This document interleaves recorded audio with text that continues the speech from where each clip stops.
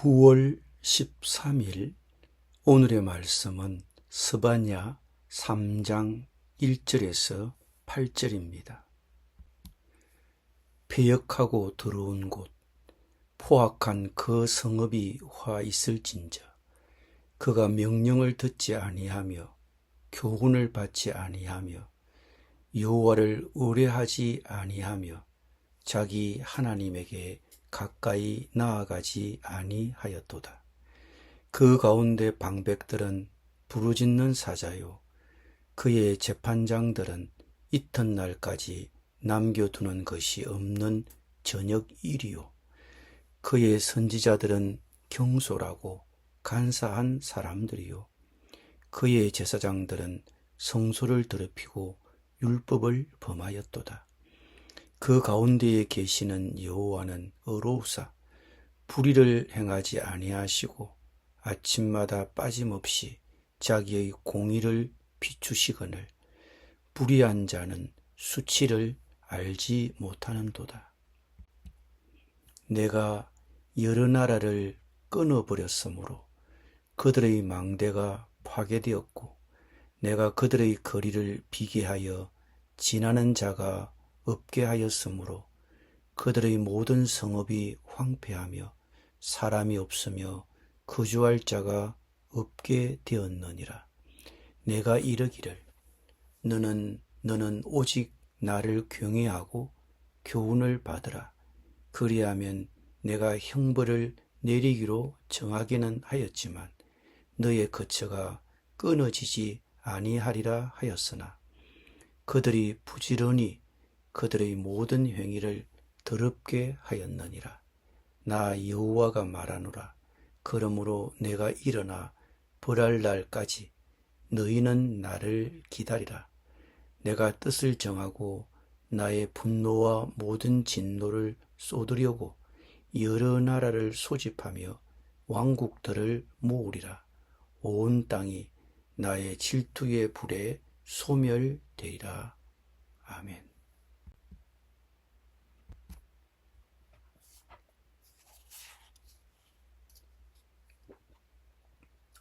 스바냐 3장은 하나님께서 예루살렘에 대해 말씀하시는 것으로 시작합니다.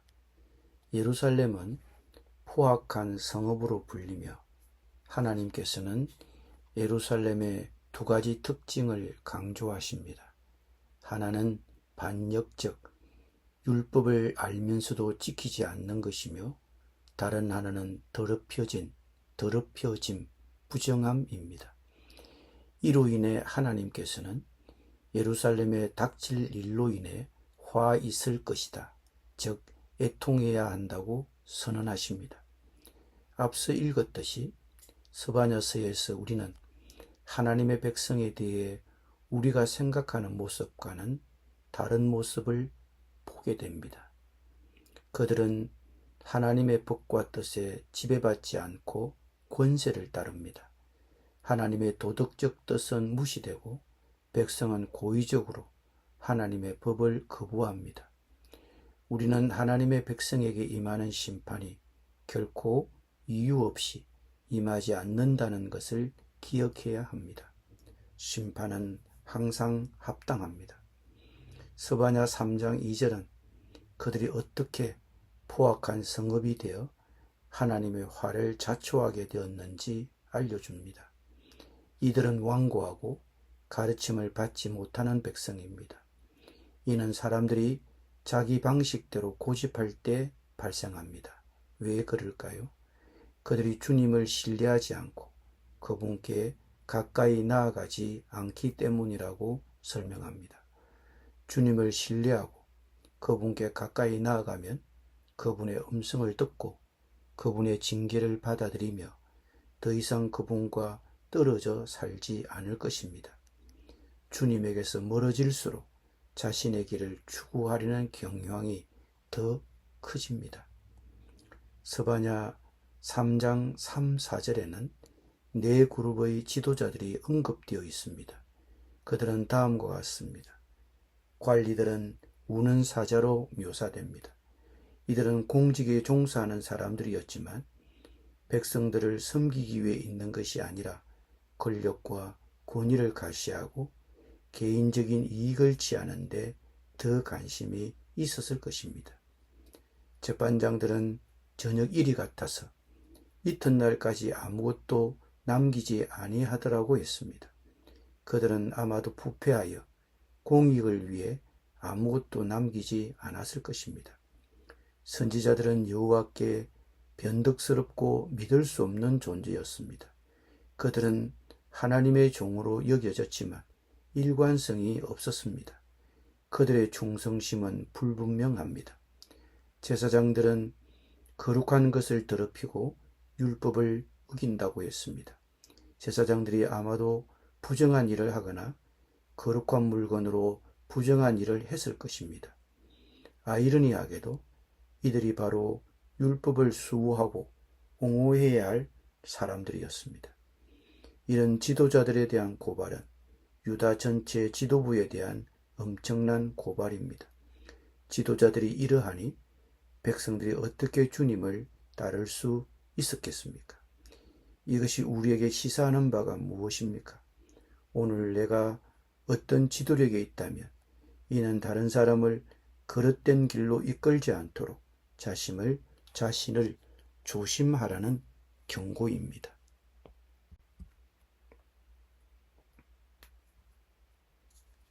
예루살렘의 지도력이 실패했음에도 불구하고 여호와께서는 그 가운데에 계십니다. 그뿐만 아니라 하나님이 어떤 분이신지도 우리에게 알려줍니다. 하나님은 무슨 일이 일어나고 있는지 보고 계시며 심판을 더디게 내리지 않으십니다. 하나님께서 당신이 어디를 가든 당신과 함께 계시며 우리 마음의 불의와 고통을 보고 계신다고 진심으로 믿으십니까? 하나님은 의로우신 분입니다.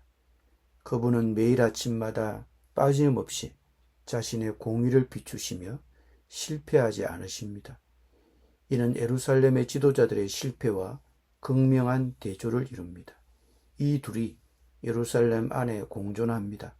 실패하는 지도자들, 여전히 아침마다 빠짐없이 공의를 비추시는 하나님.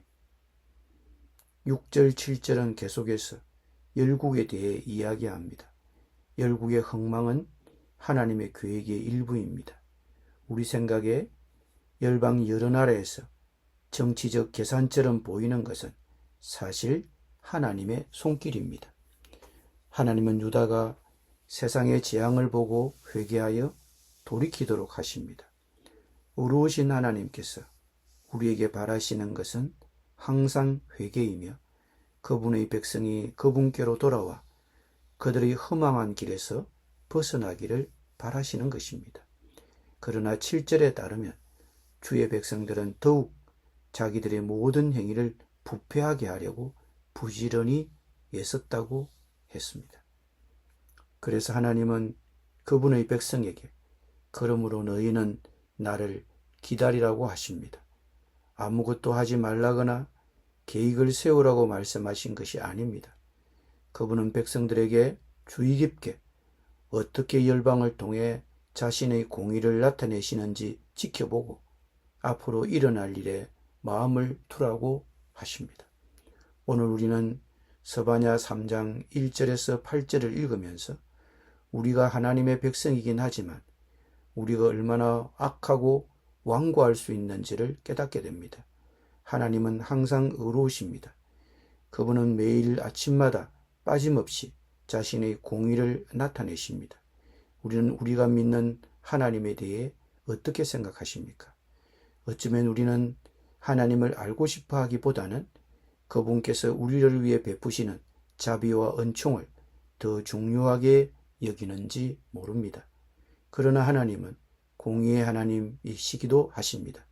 그래서 자기들의 모든 행위를 부패하게 하려고 부지런히 애쓰는 당신의 백성들을 향하여 내가 일어나 벌할 날까지 너희는 나를 기다리라는 하나님의 말씀이, 자신의 공의를 행하기까지 기다리라는 하나님의 말씀이 오늘 더 두렵게 다가옵니다. 기도드립니다. 항상 매일 자신의 공의를 비추시는 하나님, 우리가 하나님의 은총뿐만 아니라 하나님의 공의도 잘 기억하고 명심하게 하여 주옵소서. 내가 일어나 벌할 날까지 너희는 나를 기다리라는 주의 말씀이 우리에게 응하지 않도록 우리의 행위를 항상 살펴보게 하여 주옵소서. 예수님의 이름으로 기도드립니다. 아멘.